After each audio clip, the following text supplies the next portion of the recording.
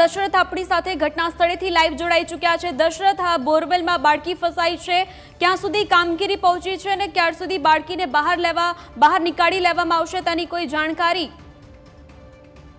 જો ચોક્કસથી જણાવી દઉં તો અત્યારે છે તે તંત્રની ટીમ અત્યારે પહોંચી ગઈ છે। અમરેલી કલેક્ટર પણ ઘટના સ્થળે પહોંચી ગયા અને અત્યારે આપ જોઈ શકો છો સુરાનપુર ગામે છે તે આમ જોઈ શકો છો કે દ્રશ્ય બતાવવા માંગે જોઈ શકો છો અત્યારે તંત્ર દ્વારા કામગીરી કરવામાં આવી છે અને અત્યારે અલગ અલગ ટીમો પણ અત્યારે આવી ગઈ છે અને બાળકીને કાઢવાના પ્રયાસો ચાલુ છે। ત્યારે ક્યાંક ને ક્યાંક અત્યારે ધારાસભ્ય કૌશિકભાઈ વેકરિયા પણ સ્થળ પર છે ને થોડીક વારમાં બાળકીને કાઢવાના તમામ પ્રયાસો ચાલુ છે। ત્યારે આમ જોઈ શકો આપણી સાથે અહીંના સ્થાનિક કલેક્ટર થી આપની સાથે વાત કરવાની કોશિશ કરશું આપણે કે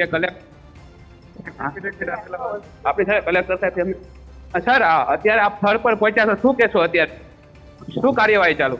અત્યારે બાળકી બોરવેલમાં 50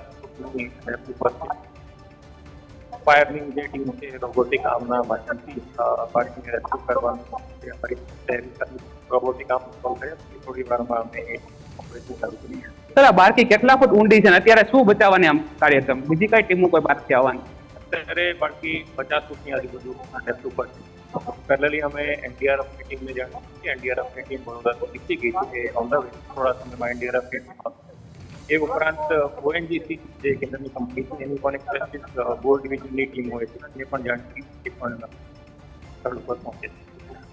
આપણી સાથે અમરેલીના કલેક્ટર અજય ગયા હતા, તેમને જણાવ્યું હતું કે એનડીઆરએફની ટીમ પણ અત્યારે બોલાવવામાં આવી છે અને વડોદરાથી નીકળી ગઈ છે। ત્યારે અત્યારે બાળકીને બચાવવા માટે તમામ પ્રયત્નો છે ચાલુ કરવામાં આવે છે અને લોકો દ્વારા પણ પ્રાર્થના કરવામાં આવી છે કે બાળકીનો જીવ બચી જાય।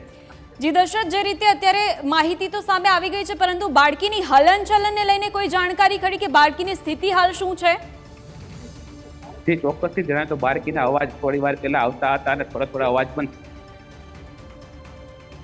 થોડી વારમાં જ અત્યારે ટીમો કામે લાગી ગઈ છે અને બાળકીના બચાવવાના પ્રયાસો ચાલુ છે અને અવાજ અત્યારે તો કોઈ સંભળાતા નથી, પણ અત્યારે તંત્રની તમામ ટીમો આવી ગઈ છે અને એનડીઆરએફની ટીમ પણ અત્યારે વડોદરાથી બોલાવવામાં આવી છે। ત્યારે અત્યારે ધારાસભ્ય કૌશિકભાઈ વેકરિયા અને બાબરાના ધારાસભ્ય જનક સરાવિયા તમામ અત્યારે પહોંચી ગયા છે અને બાળકીનો જીવ બચી જાય તે માટે તમામ પ્રયાસો ચાલુ કરવામાં આવી રહ્યા છે। બાળકીને બચાવવા માટે કેવા પ્રકારનું મોનિટરિંગ થઈ રહ્યું છે, કેવા પ્રકારની કામગીરી થઈ રહી છે તે અમારા દર્શકોને બતાવવાનો પ્રયાસ કરશો?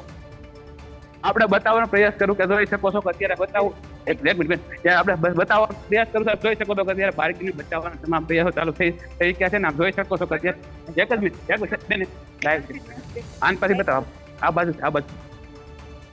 બેન એક જ મિનિટ હવે બાળકીને બચાવવાના તમામ પ્રયાસો ચાલુ છે ને અત્યારે પોલીસની ટીમ અત્યારે પણ કામે લાગી છે ને આપ જોઈ શકો છો કે અત્યારે તમામ તંત્ર અત્યારે સ્થળ પહોંચી ગયું છે અને બાળકીનો જીવ બચી જાય તે જ પ્રાર્થના કરવામાં આવી રહી છે।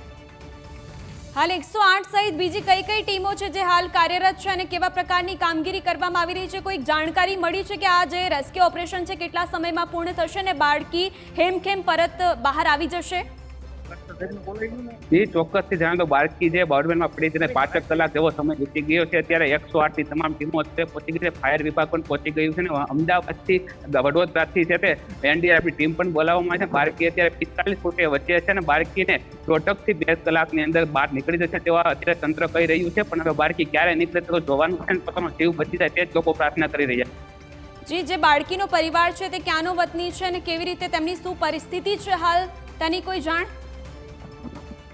બાળકીનો પરિવાર છે તે આદિવાસી પરિવાર છે, તેઓ અહીંયા ભાગ્યો રાખીને રહેતા હતા અને વાડીમાં રહેતા હતા અને વાડીમાં કપાસ વાવવાનું કામ કરી રહ્યા હતા અને બાળકો છે તે અલગ પડી ગયા હતા અને નાના બાળકો બોર નજીક ગયા હતા અને બોરની બાજુમાં જવાથી આ બાળકી બોરમાં પડી ગઈ હોવાનું પરિવાર જણાવી રહ્યું છે।